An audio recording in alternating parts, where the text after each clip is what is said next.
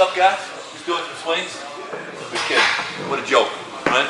I gotta talk to you guys about how to do real kettlebell swings. Not the stuff you see on TV and not the stuff you see in most gyms. There's a lot of technique that goes into kettlebell swings. The stuff that you see pretty much everywhere else, it's no technique. So, with the kettlebell swing, number one, it's a power movement. So, the little 5-pound kettlebells that you see, they don't do too much. You guys, everybody out there can produce more than 5 pounds of powerful force. So we need to incorporate a little bit heavier weight with our kettlebell swinging.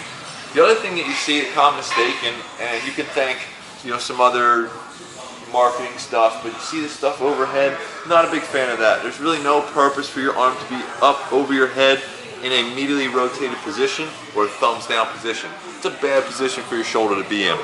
So generally what we teach is that arm shouldn't really come any more than about 45-degree angle. Right? That's probably efficient enough. The other thing that you see is a lot of people go into a squat with the kettlebell swing. Again, that's a little bit of a movement flaw. The kettlebell swing should be more of a hip-dominant exercise. So we should go into more hip extension. It's almost like a stiff leg deadlift. So our movement in that kettlebell swing is our hip comes back, and we're getting that force from an explosive hip thrust forward. All right? Let me show you how it's done. We first have to take a relatively heavy kettlebell. Right? We're going to drop our hips back. Our shoulders stay engaged, so I'm not loosening up my shoulders. They're staying down and back. As I come down, as I come up, I'm getting that drive from my hip.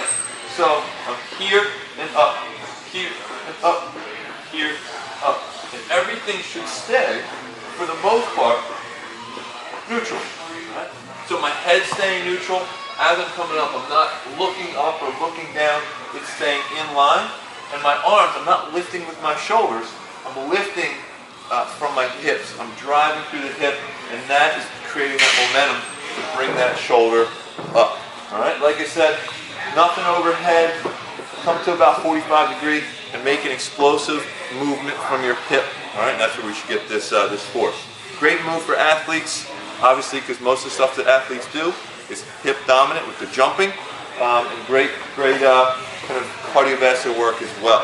All right? So try them out. If you have any questions, visit nptifitness.com or s-tf.com to leave any comments or anything like that. We'll see you soon.